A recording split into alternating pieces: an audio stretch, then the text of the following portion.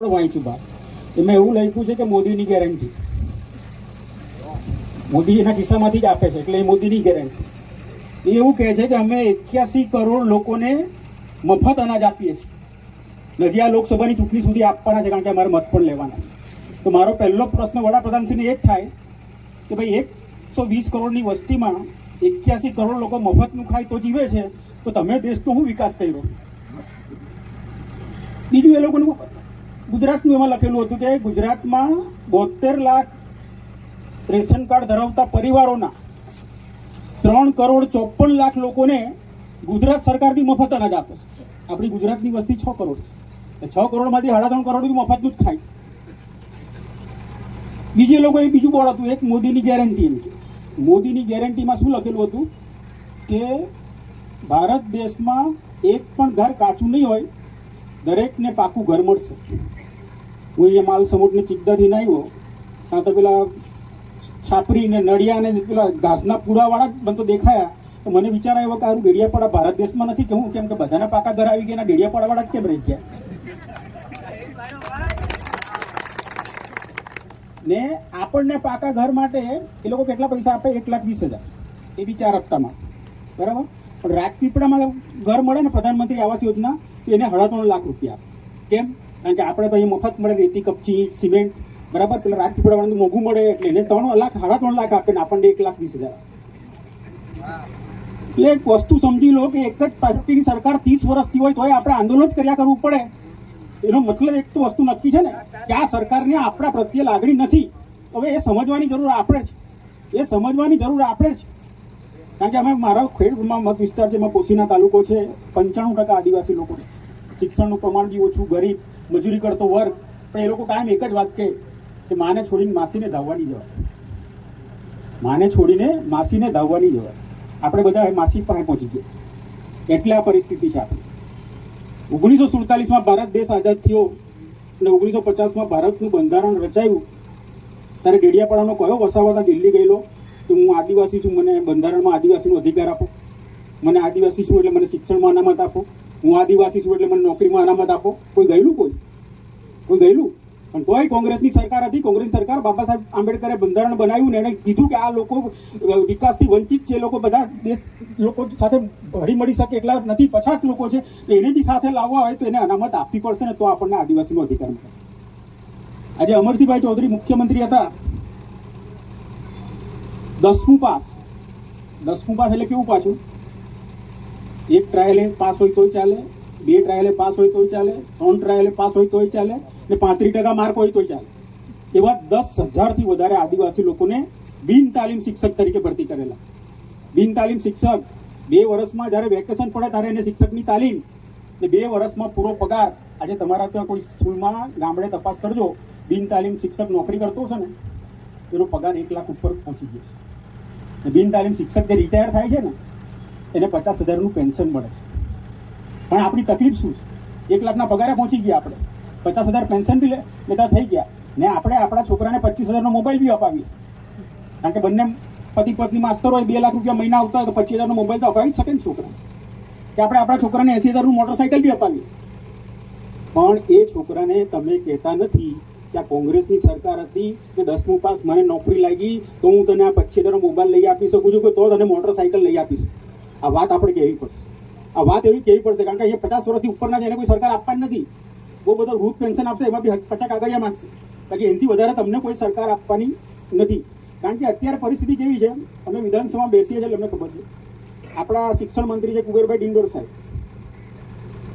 એ જ્યારે ધારાસભ્ય હતા ને એમણે જીતુભાઈ વાઘાણીને પત્ર લખેલો કે ભાઈ અમારા આદિવાસી વિસ્તારમાં ટેટ ને ટાટ પાસ કરેલા અસંખ્ય છોકરાઓ છે તો એ લોકોને તાત્કાલિક ભરતી કરીને પૂરા પગારની નોકરી આપો, એવું ડિંડોર સાહેબે જીતુ વાઘાણી શિક્ષણ મંત્રીને લખેલું.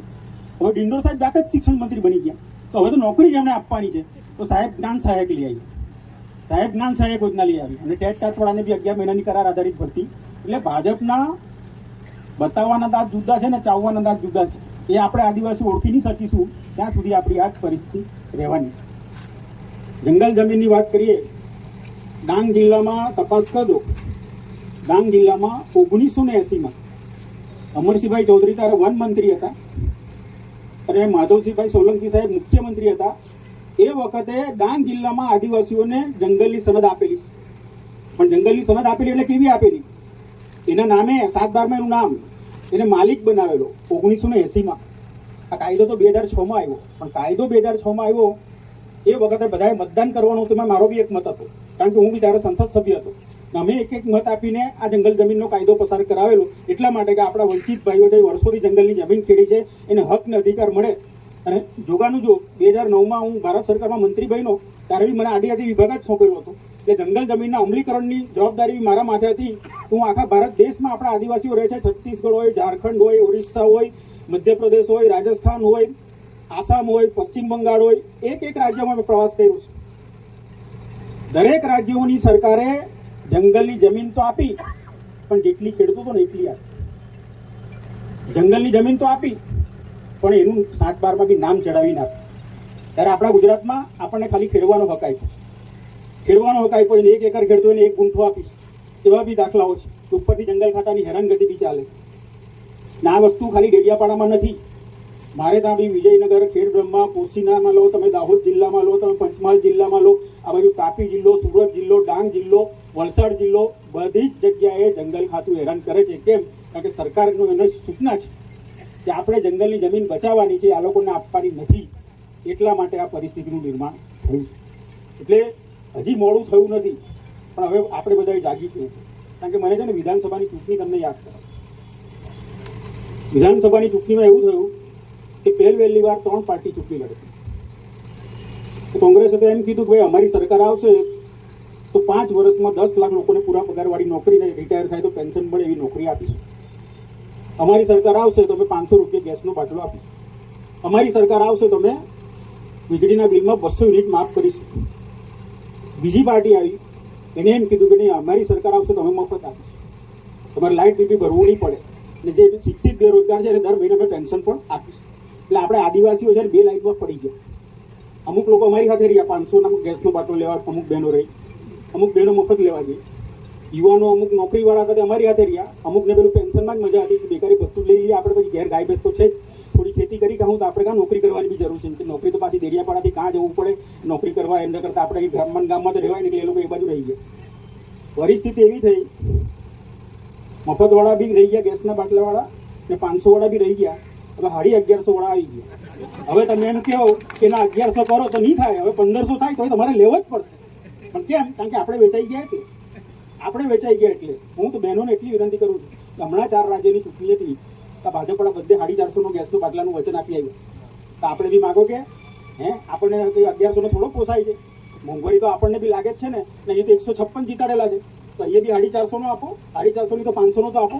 એવું એ લોકોને કહેવું પડે. ભાજપના ધારાસભ્યને કાગળ લખો, ભાજપના ધારાસભ્ય જીતેલા એને કાગળ લખો કે ભાઈ બીજી સરકાર, તમે બે સરકાર બનાવવાની ત્યાં 400માં 450 આપતા છે, તો અહીં ગુજરાતને હું ગુનો કર્યો. પણ આજે 156 સીટ આવ્યા પછી ભાજપનો નાનામાં નાનો કાર્યકર હોય, ધારાસભ્ય હોય, જિલ્લા પંચાયત, તાલુકા પંચાયતનો સભ્ય હોય, કે સરપંચ હોય, કે મંત્રી હોય, એ લોકોને એટલું અભિમાન આવી ગયું છે કે આ ગુજરાતની જનતા તો છે ને અમારી મુઠ્ઠીમાં છે. એમ કે હું ત્યાં જ મત નાખે એટલે એ લોકોને હવે કોઈની પડી નથી. બધા રૂપિયા બનાવવા પડેલા છે. આજે મારો જે વિસ્તાર છે ખેડબ્રહ્મા, ત્યાંથી અંબાજી કેટલું થાય? 40 કિલોમીટર થાય. હમણાં ભાદરવા મહિનામાં ભાદરવી પૂનમનો મેળો ભરાય, લોકો પગપાળા ત્યાં માતાજીના દર્શન કરવા આવે. મેં કલેક્ટરને ફોન કર્યો કે કીધું આ વખતે કેટલા લોકો આવ્યા? તો કે સાહેબ આ વખતે રેકોર્ડ તૂટી ગયો. કેટલા? તો કે 15 લાખ લોકો દર્શન કરવા આવ્યા. 15 લાખ લોકો દર્શન કરવા આવ્યા. હવે આપણે માતાજીના મંદિરે દર્શન કરવા જઈએ તો આપણે પ્રસાદ તો લઈ જઈએ કે નહીં? ઘરમાં પ્રસાદ તો લઈને જઈએ ને ઘરે, બરાબર? તો 15 લાખ લોકો પ્રસાદ લઈને ગયા. પછી ખબર પડી કે પ્રસાદનું ઘી તો ડુપ્લિકેટ હતું. નકલી ઘી આપણે બોલો. હવે દેવમુગરા માતામાં આપણે નકલી ઘીનો દીવો બી કરીએ તો માતાજી માફ કરે ખરી આપણને? આપણે કોઈ દિવસ વિચારી બી શકીએ? આ ભાજપવાળા રામના નામે મત માગે પણ માતાજીને બી છોડતા નથી. ઓળખી લેજો, કારણ કે હવે રામના નામે જ મત માગવાના છે. મંદિરનું ઉદઘાટન કરવાના છે 22મીએ, પછી રામના નામે જ મત માગવા વાળા. પાછા તમે છેતરાઈ ગયા, હવે પૂરું જ સમજી લેજો. હવે કંઈ નહીં થાય. તુષાર ચૌધરી બી કંઈ નહીં કરી. તમે જો આ સરકાર નહીં બદલશો તો કોઈ કંઈ નહીં કરી શકે. આપણે ખાલી આવેદનપત્ર આપ્યા કરવું, આપણે આવી રીતે ભેગા થઈને એ લોકોને ગાળ આપ્યા કરવું, પણ આપણા પ્રશ્નો ઉકેલાશે નહીં. કારણ કે આજે તમે જુઓ છો કે પૂરા પગારવાળી નોકરી ને બેરોજગારી ભથ્થાની લાઈનમાં ઉભા રહ્યા, તો બંને પૂરા પગારવાળા બી રહી ગયા અને ભથ્થાવાળા બી રહી ગયા. પેપર ફોડવાવાળા આવી ગયા. પેપર ફોડવાવાળા આવી ગયા તો પેપર ફોડવામાં આપણો કાંથી નંબર લાગે. હમણાં મલ્ટીપર્પઝ હેલ્થ વર્કર ઉત્તર ગુજરાતમાં 10 લોકો પકડાયા, એની ડિગ્રી નકલી હતી. ડિગ્રી નકલી તો સરકારને 10 વર્ષે ખબર પડી. 10 વર્ષ સુધી તો પગાર લીધે જ રાખ્યો સરકારનો. ત્યાં સુધી સરકારને ખબર જ નહીં કે આ ડિગ્રી નકલી છે. દાહોદ જિલ્લામાં તો નકલી 4 ઓફિસ પકડાઈ. 4 ઓફિસ પકડાઈ, પાછી એના બોર્ડ બી સરકારી મારે એ રીતે મારેલા.